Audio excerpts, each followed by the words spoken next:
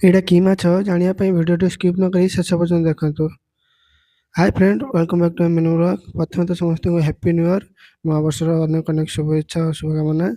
ଆଜି ମୁଁ ସକାଳୁ ଗାଧେଇ ସାରି ଆସି ପହଞ୍ଚିଗଲି କିଚେନ୍‌ରେ। କିଚେନ୍ ଯେହେତୁ ନୂଆବର୍ଷ ଅଛି ତ ବହୁତ ସାରା ଅର୍ଡ଼ର ବି ଅଛି, ଭିଡ଼ ବି ବହୁତ ଅଛି।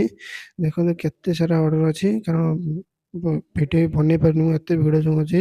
ସେଥିରେ ବି ଚେଷ୍ଟା କରିଛି ଆପଣଙ୍କ ପାଇଁ ଭିଡ଼ିଓ ବନେଇବା ପାଇଁ। ତ ସେଇଟା ସବୁ କାମ ସାରି, ପୁରୀ ସବଜି କାହାର ଅର୍ଡ଼ର ଥିଲା, କାମ ସାରି ତ ବସିଗଲି ଟିକେ ଖାଇବା ପାଇଁ।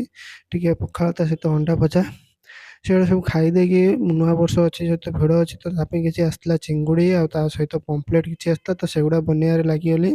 ତ ସେଗୁଡ଼ା ଭଲ ଭାବରେ ସଫାସଫି କରିକି ରଖିଦେଲି, ରଖିଦେଇକି ଲାଗିଗଲି କାମରେ। ଆଜି ଆମ ଷ୍ଟାଫ୍‌ମାନଙ୍କର ହେବ ଡାଲି, ତା ସହିତ ଗୋଟେ ଘାଣ୍ଟ। ତ ଏଠି ଡାଲି ଟିକେ ଭାଜିକି ସିଝିବା ପାଇଁ ବସେଇଦେଲି।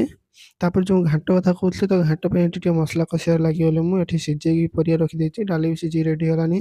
ତ ଏଠି ଘାଣ୍ଟ ବନେଇକି ରେଡ଼ି କରିଦେଲି। ତାପରେ କିଛି ଗେଷ୍ଟଙ୍କ ଅର୍ଡ଼ର ଥିଲା ଚିଙ୍ଗୁଡ଼ି, ତା ସହିତ ଚିକେନ୍, ତା ସହିତ ବିରିୟାନୀ। ତ ସେଗୁଡ଼ା ସବୁ ବନେଇବାରେ ଲାଗିଗଲି। ପ୍ରଥମେ ଚିଙ୍ଗୁଡ଼ି ବନେଇକି କାଢ଼ିଦେଲି, ତାପରେ ଚିକେନ୍ ବନେଇଦେଲି ଟିକେ। ଚିକେନ୍ ତରକାରୀ କରିଥିଲା ତାଙ୍କର, ତ ଚିକେନ୍ କରି ବନେଇ ଦେଲା ପରେ ତାଙ୍କର ଥିଲା ଗୋଟେ ବିରିୟାନୀ ବି ରେଡ଼ି କରିଦେଲି।